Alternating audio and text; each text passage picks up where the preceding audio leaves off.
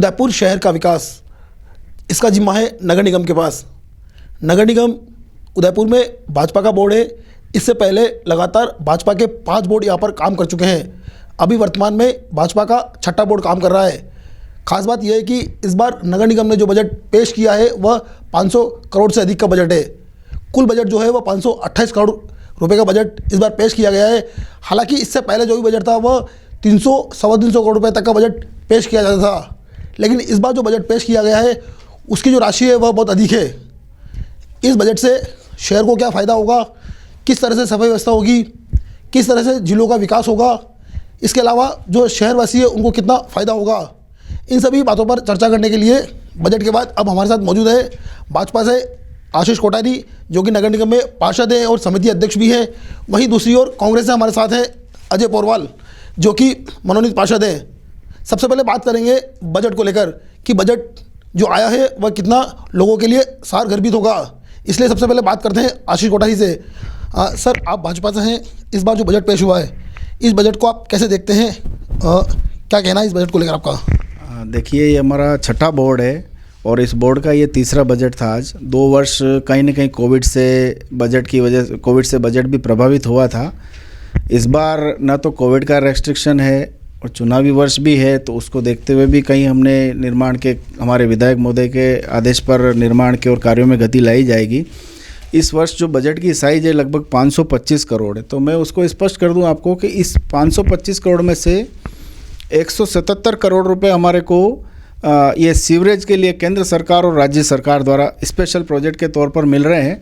इसको घटा दें तो लगभग बजट की साइज वही की वही है। इस बजट में हमको और ये हुआ है कि करीब 44 करोड़ रुपए निगम को अपना कंट्रीब्यूशन, अंशदान निगम को भी इसमें मिलाना पड़ेगा, तभी ये प्रोजेक्ट सक्सेसफुल हो पाएगा। तो 221 करोड़ रुपए इस बार सीवरेज में जा रहे हैं। उसके अतिरिक्त कमोबेश लगभग वैसा ही बजट है। निर्माण पर अतिरिक्त एलोकेशन किया गया है इस बार। अजय जी, आप बताएं कि जो बजट इस बार पेश किया गया है इस बजट को आप कैसे देखते हैं? सबसे पहले नगर निगम में बीजेपी का 6ठा बोर्ड है। आंकड़े से खेलने का काम इस भारतीय जनता पार्टी का पुराना रहा है। 6 टर्म का मतलब होता है 30 साल। 30 साल में वही विधायक हैं, वही पार्षद, उपमहापौर, समिति अध्यक्ष हैं उस बोर्ड में। एक आंकड़े से खेले हैं, जैसे आशीष जी ने बताया उससे सहमत हूँ। जो सीवरेज का जो पैसा आ रहा है 177 लाख रुपया, उससे ये आंकड़ा बढ़ गया है। बजट वही है, वही काम किया है। एक भी चीज़ ऐसी बताएं जिसको उदयपुर शहर याद करे। सड़क, नाली, सफाई, इसके अलावा कोई नया इसमें नहीं दिया है। सिर्फ उसका खर्चा डबल कर दिया गया है। भारतीय जनता पार्टी ये आंकड़ों से खेल रही है और ये बोर्ड खास तौर से, जैसा कि पहले भी किसी मीडिया ने पूछा था कि इससे पहले जो बजट हुआ करते थे तो हमारे महापौर साहब कहते हैं कि इनको पूछो, पर इस बार एक खुशी की बात है और उदयपुर के लोगों के लिए बहुत धन्यवाद की बात है, महापौर साहब बैठक में बोलने लगे हैं और जो बोलता था वो चुप रहा। उससे डर थोड़ा कम हुआ आज पार्षदों में। और आज की बैठक में ऐसा महसूस हुआ कि पार्षद अपनी वार्ड की समस्या महापौर को और उदयपुर की जनता को बताने में थोड़ा खुला है, डर खत्म हुआ है। जैसा कि अभी अजय पोरवाल ने कहा कि जो बजट पेश किया गया वह केवल आंकड़ों का खेल था। पहले भी इस तरह से बजट पेश हुए, उसी तरह से आंकड़ों के खेल हुए, जो है वो राशि को दुगनी की गई, लेकिन कोई विकास कार्य नहीं हुए। इस बारे में क्या कहेंगे आप? देखिए, अगर ये आंकड़ों का खेल होता और यदि हमने केवल खेल कर अगर ये सत्ता हासिल की होती तो लगातार 6ठा बोर्ड नहीं बनता। निश्चित रूप से हमारे माननीय नेता प्रतिपक्ष गुलाब चंद जी कटारिया की बहुत पैनी दृष्टि इस शहर पर, उनको पता है कि किस जगह क्या आवश्यकता है, मार्गदर्शन देते हैं। उसके अलावा हमारे महापौर जी काफ़ी टेक्निकली साउंड है, चीफ इंजीनियर राजस्थान के रहे हुए हैं और उनका इंजीनियरिंग के मामले में जो उनका टेक्निकल साउंडनेस है उसका मुकाबला पहले कभी निगम में कोई इस तरह का व्यक्ति टेक्निकल आया नहीं था। तो निश्चित रूप से हमने काफ़ी पैसा बचाया है। पूर्व में क्या होता था, अधिकारी हुए कोई भी हो, लापरवाही से उनका एस्टीमेट बनता था और वो एस्टीमेट पास हो जाता, क्योंकि महापौर भी कोई टेक्निकल व्यक्ति नहीं आते थे। इस बार पैनी दृष्टि से उन्होंने किया तो निश्चित रूप से हमने कम से कम 30 से 40% पैसा निर्माण में बचाया है और उसी का ये असर दिख रहा है कि कोविड के बाद में 35 करोड़ के बजट में भी शहर के अधिकांश सड़कें सुधर गई, काफ़ी नई सड़कों का निर्माण हुआ है। चौराहे सुधर गए हैं और निश्चित रूप से उद्यानों में और गति लाई जा रही है। आज भी हमारे विधायक महोदय का हमारे बजट में जब बैठक में मौजूद थे तो उन्होंने कहा प्रत्येक वार्ड में कम से कम 1 या 2 गार्डन, अगर इस प्रोजेक्ट को हम लेकर चलेंगे तो अगले 2 साल में शहर के अंदर 50 से 60 नए पार्क तैयार होंगे जो अभी कचरा पात्र बने हुए हैं। रही बात विकास की, तो निश्चित रूप से विकास तो हो ही रहा है। एलिवेटेड रोड का भी आज हमने DPR पास किया है और महापौर जी का सपना है कि मेरे कार्यकाल में रहते हुए इसको कम से कम एक गति देकर जाए, पूरा नहीं तो कम से कम उसकी शुरुआत होकर एक मुकाम पर हासिल करेंगे। वो अगला बोर्ड कर पाएगा, लेकिन निश्चित रूप से इसकी दिशा में आज हमने पहल की है। मैं एक बात पूछना चाहूँगा यहाँ पर कि जो एलिवेटेड रोड की बात है, पहले भी DPR बनी, पहले भी कई बार इस बात मुद्दे को उठाया गया, चाहे राज्य सरकार के स्तर पर हो, चाहे नगर निगम के स्तर पर हो, चाहे स्थानीय जनता ने भी उठाया, लेकिन उसमें कोई काम नहीं हुआ। केवल और केवल कागजों में एलिवेटेड रोड अब तक चल रही है, चाहे DPR की बात करें, चाहे उसके निर्माण को लेकर बात करें। तो एलिवेटेड रोड को इस बार फिर प्राथमिकता दी गई है। क्या आप मानते हैं कि एलिवेटेड रोड के लिए काम शुरू होगा? निश्चित रूप से इस बार सभी ने गंभीरता दिखाई है। गंभीरता तो पहले भी थी, कुछ लोगों की चिंताएं थी, उसको लेकर कोई कोर्ट में भी गए हैं एसोसिएशन वगैरह, लेकिन निश्चित रूप से समाधान करेंगे।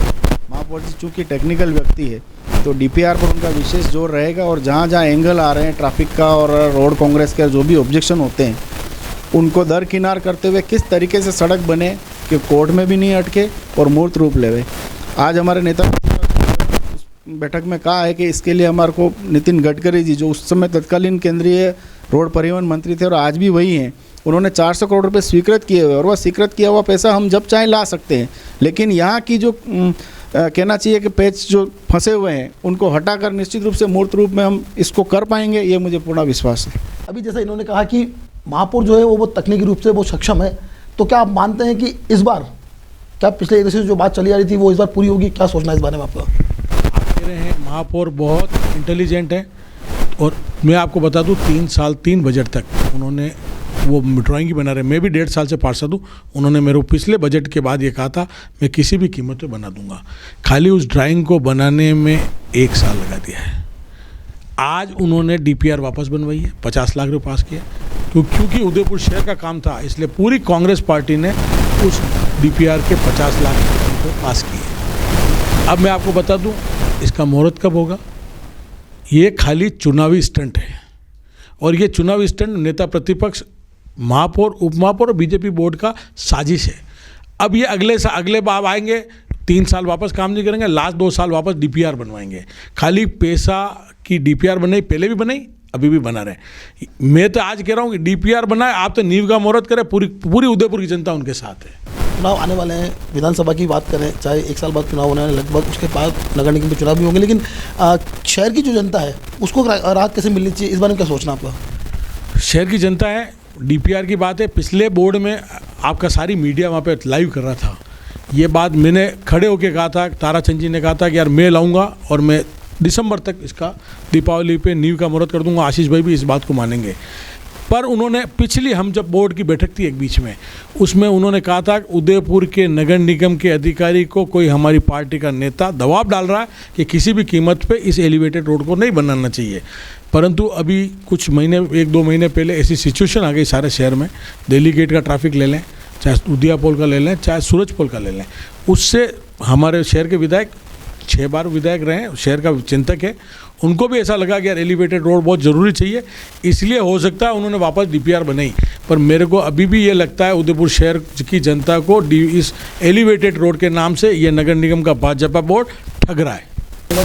हालांकि पार्षद का जिम्मा नहीं है, लेकिन नगर निगम तो अभी मुख्य सड़कें आप देख लें, इस वर्ष दीपावली के आसपास और उसके बाद से जो काम हुआ, उसके बाद शहर की लगभग 90% सड़कें एक तरह से बिल्कुल नई बन गई है। G20 में भी काम हुआ, उसका भी पैसा मिला, और जो सड़कें बची हुई है वह केवल अभी सर्दी खत्म होने का इंतजार हो रहा था, सर्दी लगभग समाप्त होने को है। तो निश्चित रूप से इस मंथ के एंड तक और मार्च के अंदर जो भी बची हुई सड़कें स्वीकृत की हुई है वो सभी आपको तैयार मिलेगी। PWD में भी राज्य सरकार ने पैसा दिया है, तो उस सड़कों के बारे में मेरे को लगता है इस मार्च के बाद में शहर के नागरिकों को किसी तरह की शिकायत नहीं रहेगी। सफाई व्यवस्था की बात करें तो सफाई व्यवस्था बहुत बड़ा मुद्दा है शहर का, क्योंकि पहले भी कई बार पूरी शहर, जबकि यहाँ पर जो पर्यटक आते हैं उनके लिए बड़ा स्थिति जो होती है वो गंभीर हो जाती है, क्योंकि कई जगह कचरे के ढेर मिलते हैं, कई जगह गंदगी होती है। इस बार जो है नगर निगम का जो बजट है उसमें ऐसा प्रावधान किया गया है कि जो राशि है वह करीब करीब दुगुना कर दी गई है सफाई व्यवस्था को लेकर। ऐसी बात अभी जैसे आपने कहा कि जो बजट जो दुगुना हुआ है तो हो सकता है कि जो राशि है सफाई व्यवस्था की उसमें भी बढ़ोतरी की गई होगी, लेकिन अभी भी इससे पहले लगातार भले ही सफाई व्यवस्था पर वही बातें हुई हो, कई काम होने के दावे किए गए हो, लेकिन व्यवस्था जो है वह सुचारू नहीं हो पाई है। इस बार कैसे काम होगा सफाई को लेकर? देखिए, एक तो शहर का जो सफाई व्यवस्था का बजट है वो कमोबेश उतना ही है। केवल जो 5-6 करोड़ की वृद्धि हुई है वो निश्चित रूप से केवल एक सैलरी मद जो है हमारे सफाई कर्मियों का, क्योंकि कई सारे सफाई कर्मी परमानेंट हुए हैं तो उस वजह से 5-6 करोड़ रुपए का व्यय उस पर बढ़ रहा है। बाकी कमोबेश लगभग सफाई का खर्चा उतना ही है। और अब तो हम आपको ये कह सकते हैं कि अब यूआईटी ने भी सफाई का जिम्मा निगम को दे दिया है, तो उसके पेटे निगम को 4 करोड़ रुपए यूआईटी अलग से देगा। तो शहर में अव्यवस्था क्या होती है, कई बार यूआईटी क्षेत्र में ज़्यादा होती है। निगम क्षेत्र में प्रतिदिन सफाई होती है, कचरा भी उड़ता है। रही कहीं प्लॉट के अंदर गंदगी की बात या किसी कॉर्नर पर, तो हमारे नागरिकों को भी थोड़ा सभ्य होना पड़ेगा। आप यदि इंदौर से कंपेयर करें तो वहाँ कोई व्यक्ति सड़क पर थूकते हुए भी डरता है कि उसको 500 रुपये का चालान कट जाएगा, 5,000 रुपये का चालान कट जाएगा। तो हमारे नागरिकों को भी इस बारे में सोचना चाहिए। बाकी यूआईटी एरिया में भी अब जब सफाई हमने चालू की है तो निश्चित रूप से आपको जो पॉश एरिया जो यूआईटी के निगम का कोई कार्यक्षेत्र नहीं था उसके अंदर भी आपको सफाई दिखेगी। कई बार उस वजह से भी इम्प्रेशन निगम का ख़राब होता है। क्या नगर निगम को भी जो इंदौर की आपने जो बात कही उसके तर्ज पर काम करना चाहिए, क्या सोचना है? निश्चित रूप से करना चाहिए। इंदौर देश भर में एक रोल मॉडल है और प्रतिवर्ष यदि सफाई में नंबर 1 आता है तो हम तो महापौर जी से रिक्वेस्ट भी करेंगे कि एक बार सभी हमारे पार्षदों को भी इंदौर ले जाया जाए और दिन और रात की सफाई व्यवस्था वहाँ कैसे चलती, 24 आवर्स वहाँ सफाई की व्यवस्था रहती है। वहाँ कोई जुलूस निकलते हैं तो निगम में रसीद कटती है, उसके बाद निगम के कर्मचारी साथ साथ चलते हैं, तुरंत कचरा उठाते हैं। हमारे यहाँ भी कई शोभा यात्राएँ जुलूस निकलते हैं। अब तो नागरिक काफ़ी सभ्य हो गए हैं, साथ में अपना कचरा पात्र लेकर भी चलते हैं, लेकिन कहीं ना कहीं उस समय गंदगी होती है और वो अगले दिन ही साफ़ हो पाती है। तो निश्चित रूप से हमको सीख लेनी चाहिए और इंदौर यदि दौरा बनता है तो हर पार्षद को भी जाना चाहिए, हमें भी काफ़ी सीखने को मिलेगा और अधिकारियों को तो कम से कम पहले भेजना चाहिए। अजय जी, आपसे इस बारे में खासकर चर्चा करना चाहेंगे सफाई व्यवस्था को लेकर, क्योंकि सफाई व्यवस्था को लेकर आपने भी कई बार शहर में देखी होगी स्थिति बहुत अच्छी नहीं होती है, कई बार पर्यटक भी आते हैं। तो इस बार जो नगर निगम ने जो यूआईटी का क्षेत्र में भी सफाई का जो जिम्मा लिया है, हालांकि इसके लिए यूआईटी उसके लिए 4 करोड़ रुपये भी देगा, आप क्या सोचते हैं कि अब नगर निगम पूरे क्षेत्र में जो खुद का क्षेत्र है इसके अलावा जो यूआईटी का क्षेत्र है वहाँ पर पूरी तरह से सफाई कर पाएगा? देखिए साहब, जो बजट 2019 के अंदर 6 करोड़ रुपए था, अभी ये 100 करोड़ बोलते हैं। ठीक है, आज मैंने एक क्वेश्चन पुटअप किया था कि 4 कंपनियां जो कचरा उठा रही है, जो एक तो ठाकुर एजेंसी, एक फिनेक्स, एक नगेंद्र राय कंपनी और एक सुप्रीम एजेंसी, इन लोगों को हम 7 करोड़ रुपए का पेमेंट कचरा संग्रहण का दे रहे हैं, जिसका मुकदमा भी गैराज कमेटी ने ठेके का एसीबी में कराया है, जिसका प्रश्न आज मैंने बोर्ड की मीटिंग में रेज़ किया था कि भाई, तो वहाँ पे नेता प्रतिपक्ष गुलाब चंद जी कटारिया साहब का नहीं ये हेल्थ का नहीं है, 14वें वित्त आयोग का जो पैसा है लगाया, पर अपन किस मद में काम ले रहे हैं? मद तो वही सफाई का है। आज अपने पास ये टेम्पो ऑटो नहीं थे, ट्रिपल नहीं थे, हमारे सफाई कर्मचारी काम कर रहे थे, वो 1/4 पैसे में काम कर रहे थे, आज उसको 3 गुना क्यों किया? इसका मतलब इस जगह भ्रष्टाचार है। दूसरा, गैरेज के जो टेंडर हो रहे हैं, जो हमारे गैरेज कमेटी के चेयरमैन मनोहर सिंह जी चौधरी ने एसीबी मुकदमा दर्ज किया, ऐसा क्या कारण रहा? नेता प्रतिपक्ष गुलाब चंद कटारिया, महापौर, उपमहापौर इस चीज़ का जवाब नहीं दे पा रहे। मैं आपको बता दूं, इस शहर में ये बोर्ड 6 बोर्डों में सबसे भ्रष्ट बोर्ड रहा, जिस पे सबसे ज़्यादा मुकदमे हुए हैं, चाहे जनता ने कराया हो, चाहे एसओजी में गया हो, चाहे 272 प्लॉट में गया हो, चाहे कचरे में गया हो।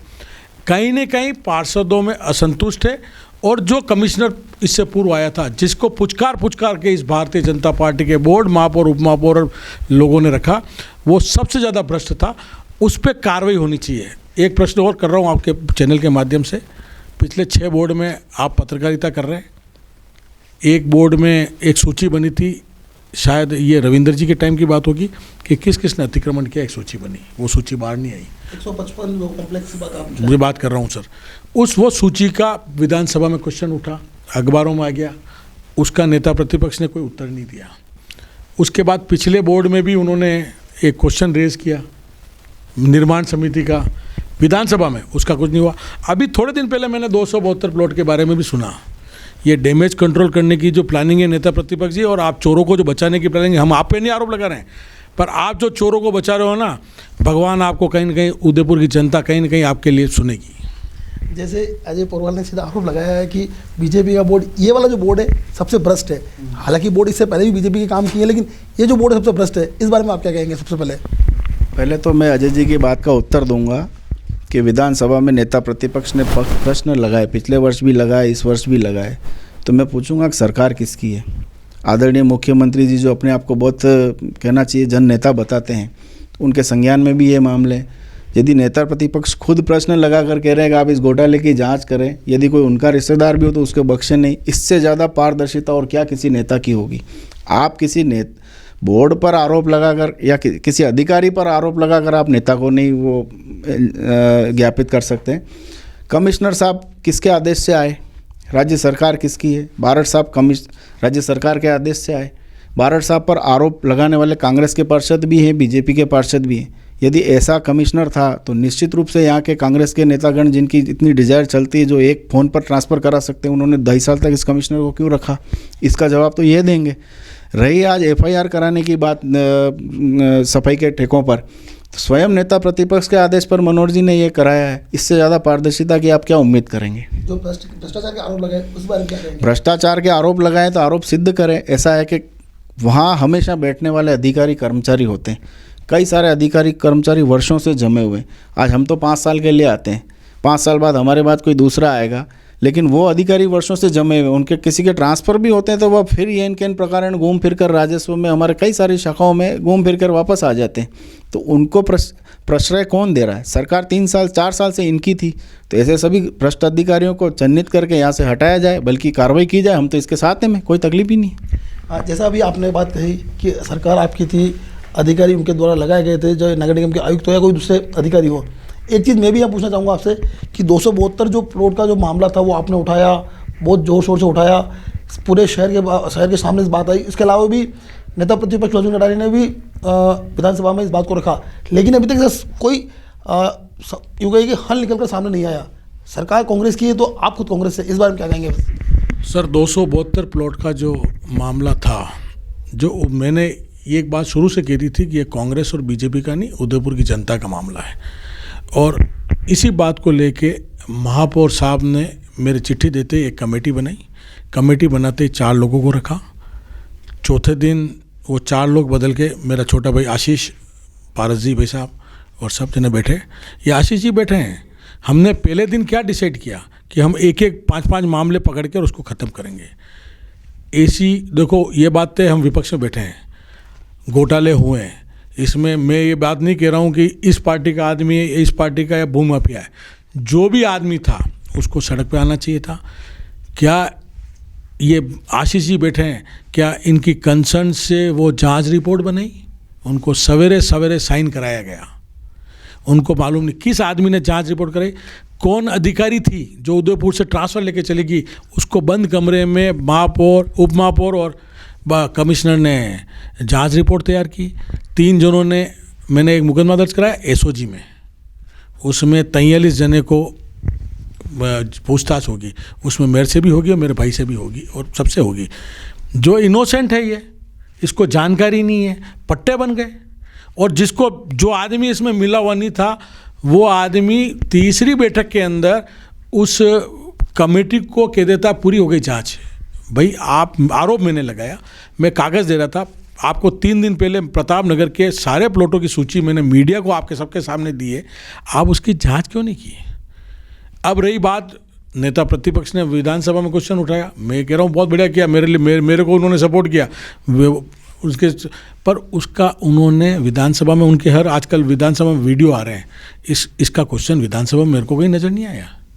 आज राजनीतिक होड़ या शेर लेने की नहीं, बात है शहर की जनता की। क्योंकि चाहे UIT काम करे, चाहे नगर निगम काम करे, चाहे कोई और एजेंसी भी काम करे, होना कुल मिलाकर विकास का काम है। लेकिन कहीं ना कहीं जैसे तालमेल की जो कमी है, आप मांग कर रहे हैं लेकिन मांग पर ध्यान तो नहीं दिया गया। लेकिन अगर जनप्रतिनिधि इसके लिए पहल करे तो क्या फ़ायदा हो सकता है? देखो, तालमेल की कमी थी, तभी तो ये 272 प्लॉट वाला जो मामला कह रहे हैं। यद्यपि इतने प्लॉट हैं या नहीं मुझे नहीं पता, पर निश्चित रूप से तालमेल तो हुआ ही था। तो तालमेल की कमी थी, इसीलिए ये हुआ कि वहाँ से पेपर क्या चला और यहाँ क्या आ गया, और बीच का जो गेम था वो भूमाफिया समझते थे, इसलिए उन्होंने ये कर दिया। नेता लोग इसमें कोई मिले हुए डायरेक्ट हमारे लोग या इनके लोग ऐसा नहीं होगा, लेकिन कई लोग जो प्रॉपर्टी का व्यवसाय करते हैं वो किसी न किसी पार्टी से जुड़े हुए निश्चित रूप से उनमें से होंगे। अब तालमेल सुधारने के लिए तो यूआईटी ने निगम को कहा है कि हम आपको 4 करोड़ रुपए देते हैं, आप हमारी सफाई व्यवस्था सुधारें। हमारे महापौर जी ने 4 बार पत्र लिखा है कि जो यूआईटी के एरिया हैं और जहाँ निगम सफाई कर रहा है, पार्षदों के लगभग किसी पार्षद के 25% एरिया यूआईटी का, किसी का 50 है, तो वहाँ पे निर्माण कार्य इफेक्ट होते हैं, निगम काम नहीं करता, यूआईटी काम नहीं करता। तो इसी को लेकर तो हमने पूरा एरिया ही मांग लिया, या तो आप हमें पूरा एरिया दो और नहीं तो जो प्लॉट है वो ऑक्शन करके उसका अंशदान हमें दो, हम भी वहाँ विकास काम करेंगे, आप भी करें। जिलों के आसपास जितनी होटलें हैं उनका गंदा पानी आज भी उसमें जाता है, तो इस बजट में कोई प्रावधान किया गया है कि जिलों का जो पानी गंदा पानी है उसे रोका जाएगा, या फिर जिले सुरक्षित रखने के लिए कोई खास बजट प्रस्तुत किया गया? पहली बात तो होटलों वालों को भी अगर गंदा पानी डाल रहे हैं तो निश्चित रूप से वह अपने ही पेट पर लात मार रहे हैं।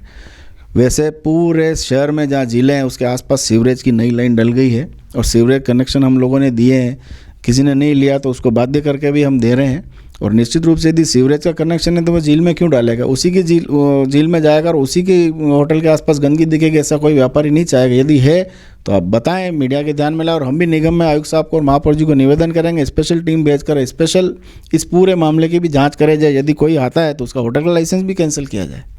हाँ, बजट में स्मार्ट सिटी के जो काम चल रहे हैं उसको लेकर भी चर्चा हुई थी। एक चीज़ बताना चाहूँगा यार कि उप महापौर पारस सिंह ने इस बात को स्वीकार किया कि जो काम चल रहे हैं वो धीरे चल रहे हैं, और जो काम हुए उसमें भी जो क्वालिटी है उसमें कहीं ना कहीं कमी देखी गई है, या और लोगों को परेशानी भी हो रही है। मैं आपसे एक चीज़ जानना चाहूँगा, स्मार्ट सिटी के जो काम चल रहे हैं वो कहीं ना कहीं जनप्रतिनिधियों के सानिध्य में उनकी जानकारी में होते हैं। हालांकि काम अधिकारी करते हैं लेकिन उनकी मौजूदगी जरूर होती है, तो क्या जनप्रतिनिधि का फर्ज नहीं बनता कि वो उस समय विरोध करे या काम रुकवाए ताकि जो क्वालिटी है उसमें सुधार आ सके?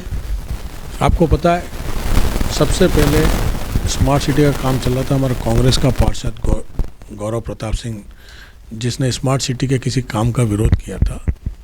यही भाजपा का बोर्ड ने उसके ऊपर राज्यकार्य मुकदमा दर्ज कराया था।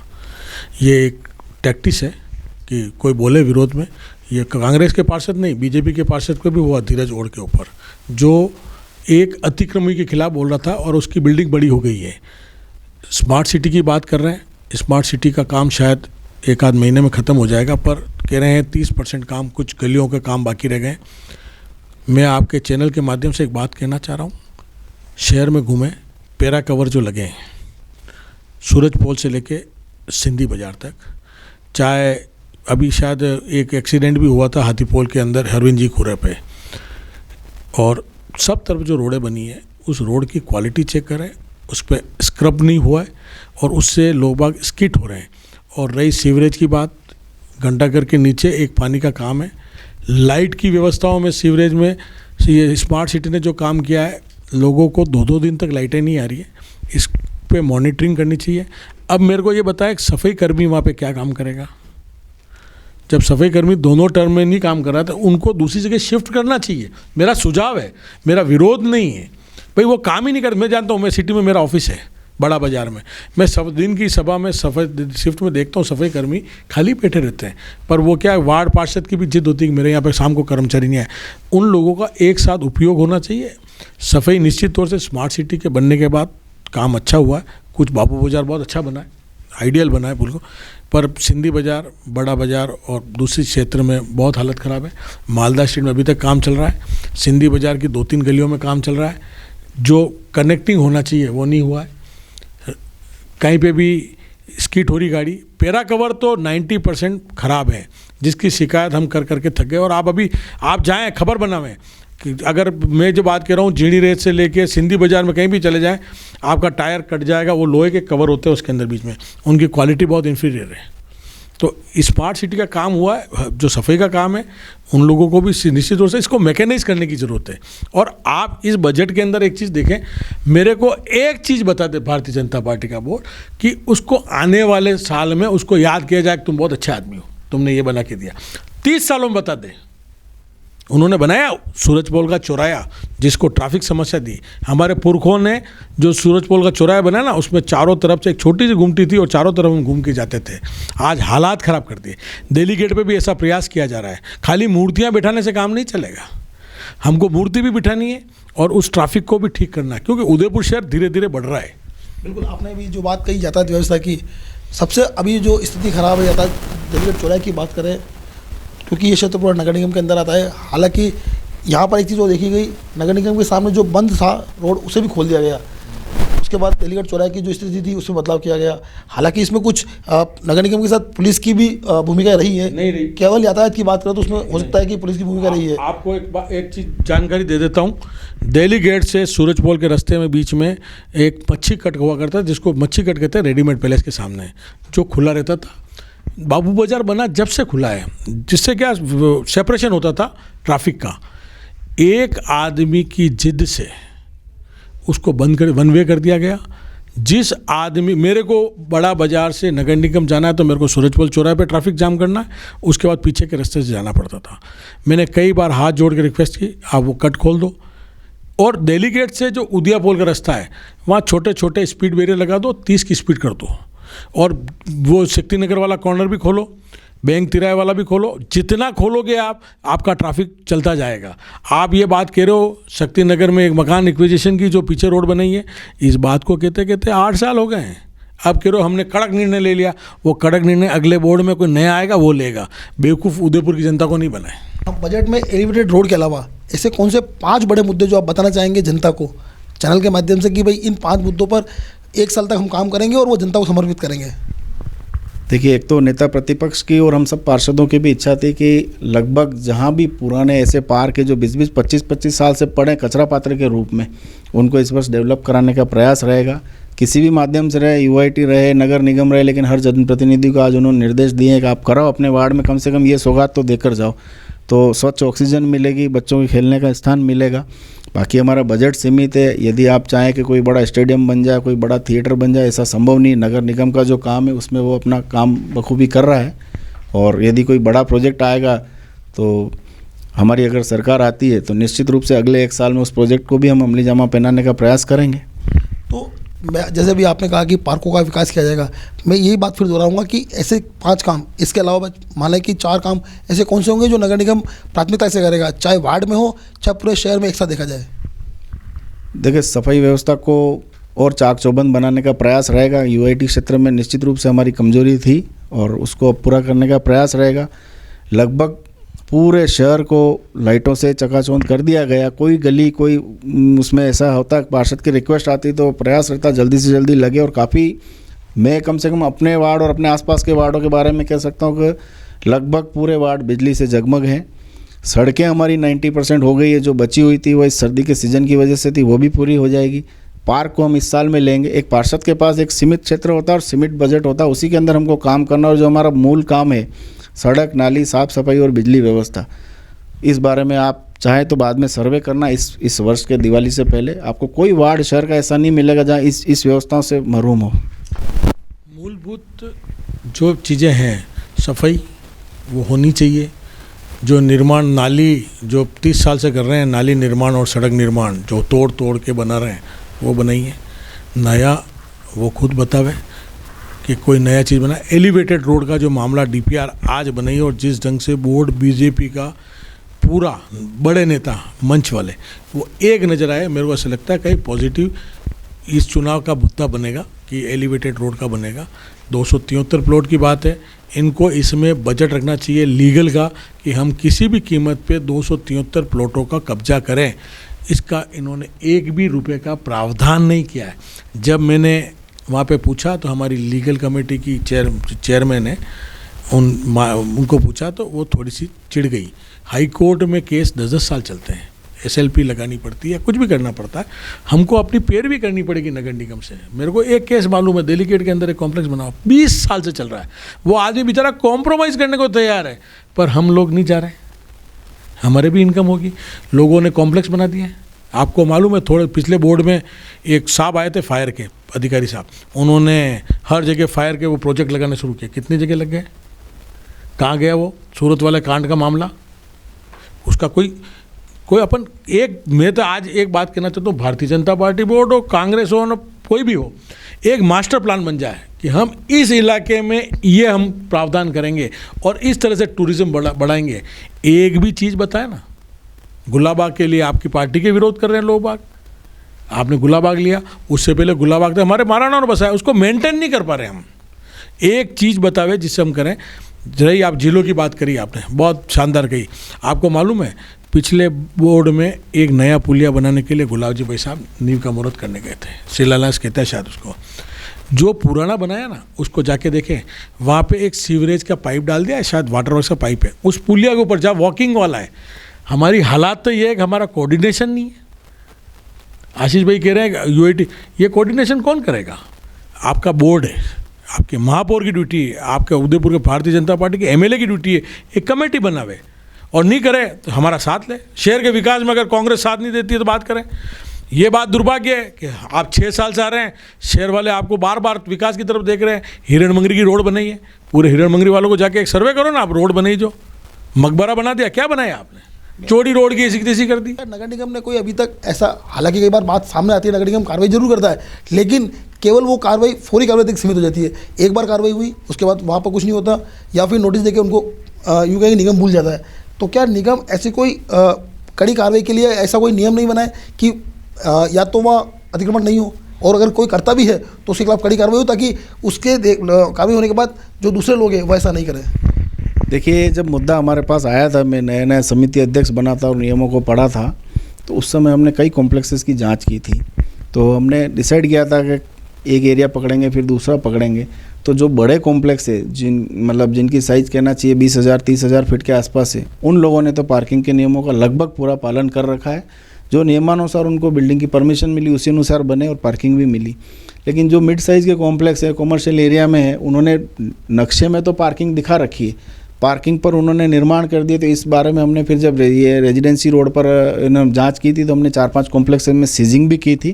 और वो सीजिंग उसके बाद होता है क्या है, जैसे नोटिस दिया करा, हमारा प्रोसीजर होता है एकदम ऐसे ही जाते ही किसी को हम सीज नहीं कर सकते। पहला नोटिस दिया, दूसरा नोटिस दिया, तब तक क्या होता है, अतिक्रमी कोड का सहारा लेकर तुरंत स्टे ले आता है। वो हमारे लिए एक सबसे बड़ा परेशानी का सबब है। अब उस स्टे के बाद वर्षों निकल जाते हैं, दाव पे चलते हैं, और एक्शन लेने में हमारी टीम भी फिर हतोत्साहित होती है कि कुछ भी करो, व्यक्तिगत पेशियाँ जाना करना। नोटिस देते हैं, रेगुलर हमारी टीमें जाती है। अभी भी हमने बीच में कुछ कॉम्प्लेक्सेस में सर्वे कराए तो उसमें पार्किंग का आया दुरुपयोग, तो उनको नोटिस दिए गए। बात कही कोर्ट की कि भाई कोर्ट में लोग चले जाते हैं, इसकी वजह से परेशानी होती है। तो क्या नगर निगम के पास ऐसे बड़े वकील नहीं है या ऐसी टीम नहीं है, लीगल टीम, कि उनको जल्द से जल्द निपटाए? देखिए, जहाँ भी व्यक्ति अपनी संपत्ति पर निर्माण करता है, सड़क और इस पार्कों को छोड़कर, तो उसकी संपत्ति पर यदि उसने अवैध निर्माण भी किया है तो प्रथम दृष्टया कोर्ट द्वारा तुरंत उसको स्टे दिया जाता है। ये लगभग 100% केसेज में देखा है। इसमें हमारे कांग्रेस के मित्र भी सहमत होंगे। अब कोर्ट के स्टे के बाद में किसी की हिम्मत नहीं कि कोर्ट की अवमानना करे। उसमें 2 साल भी लग सकते हैं, 5 साल भी लग सकते हैं, और कई लोग इतने चतुर होते हैं 20-20 25-25 साल निकाल लेते हैं। तो उसके बाद नया नया काम पेंडिंग होता जाता है और वो केसेस डेट पे डेट पड़ती है। ये एक सबसे बड़ा लेकुना है। यदि कोर्टें इसको संज्ञान में लेकर तुरंत नियम कायदों से जज साहब स्टे नहीं दें प्रभावी रूप से, तो आप देखिए एक्शन कितना फास्ट होगा। इस बारे में आप लोगों को भी आवाज़ उठानी चाहिए। जैसा कि अभी आपने कहा, इस बात पे मैं आपको जवाब दे रहा हूँ। बिल्कुल, मैं आपसे इस बात को, आप जो कह रहे हैं कोर्ट में स्टे देने की बात है, अपन सबसे पहले वो परमिशन की फाइल लगाता है। उस परमिशन की फाइल में भवन अनुमति के पास आती है, उसका अध्यक्ष मीटिंग में पास करता है, वो जगह देख के आते हैं। उसके बाद जो अधिकारी हैं उसको रास्ता बताते हैं कि देख, तू कॉमर्शियल मत कराना, तू रेजिडेंशियल पे इसको कॉम्प्लेक्स बना। मैं ये कह रहा हूँ जो हो गया उसको छोड़े, जिन्होंने पार्किंग को कॉमर्शलाइज कर दिया है उसको पेनाल्टी ले लें। पेनाल्टी नहीं देता तो कॉम्प्लेक्स की 2-1 मंजिल तोड़ दें। आपको बता दूं, इस भारतीय जनता पार्टी को एक धन्यवाद भी, एक अतिक्रमण तोड़ा था बहुत उदयपुर में जोरदार, वरुण मोल का, जिन्होंने पूरा बेवकूफ़ बनाया पर 2 मंजिल या 3 मंजिल उतारी थी। तो इस तरह से अगर 10 कार्रवाई हुई, इसमें हो सकता है यार अपने वोट जावें, पर उस कार्रवाई से लोग बाग डरेंगे। बहुत ट्रैफिक की हालत ख़राब हो गई है। मधुबन के अंदर चाहे भोपालपुरा जावें, सेक्टर 3 की मेन रोड क्या थी, रेजिडेंशियल। सेक्टर 4 की मेन रोड क्या थी, जो अंदर जाते हैं सेक्टर 4 में, रेजिडेंशियल थी, कॉमर्शियल कर दी। नगर निगम को 1 रुपया भी मिला क्या? बीजेपी सिर्फ वोटों के लिए ये काम कर रही है। और शहर के लोगों को ठग रही। आज मैं बताऊं, उदयपुर में अपन को कहीं से पैसे लाने की ज़रूरत नहीं है। भोपालपुरा मेन रोड देखें आप, सारे रेजिडेंशियल मकान थे, सारे कॉमर्शियल हो गए। आप यहाँ पे बैठे हैं, जहाँ मैं बैठा हूँ, यहाँ पे इसकी परमिशन पूछें, इस बिल्डिंग की परमिशन पूछें। हमको परमिशन देते वक्त थोड़ी मॉनिटरिंग करनी पड़ेगी, थोड़ा ध्यान रखना पड़ेगा। और रही बात, मैंने आज बोर्ड की मीटिंग में मेरे आशीष भाई बैठे थे, मैंने कहा था हर केस पे वकील कमिटमेंट वकील करे और उसकी फीस दें पूरी। अपन तनख्वाह पे दें 5,000 रुपये महीने का वकील देते, वो 5,000 जैसे ही काम करेगा। पर अपन को जब तक कमिटेड काम अपन नहीं करेंगे, जब तक ये अतिक्रमण हटने वाला नहीं। अतिक्रमण सतत है। मैं चला जाऊंगा, पार्षद आशीष भाई चले जाएंगे, नया पार्षद आएगा, वो कहेगा यार वो अजय पोरवाल ने, आशीष ने वो किया, उससे पहले मैं भी आरोप लगाऊंगा कि उस तीसरे ने ये किया। इसका एक मास्टर प्लान बन जाना चाहिए, उस मास्टर प्लान के तहत ही काम होना चाहिए। नगर निगम के बजट को लेकर जिस तरह की चर्चा हुई, चाहे पार्किंग की बात हो, चाहे अतिक्रमण की बात हो, चाहे जो मूलभूत सुविधाएं उनकी बात हो, सभी पर अपनी अपनी बात रखी। अब केवल यह देखना होगा कि निगम ने इस बार जो बजट करीब दुगुना किया है। पिछले साल जो था बजट वह 325 करोड़ रुपए का था, इस बार जो बजट है वह 525 करोड़ रुपए का बजट है।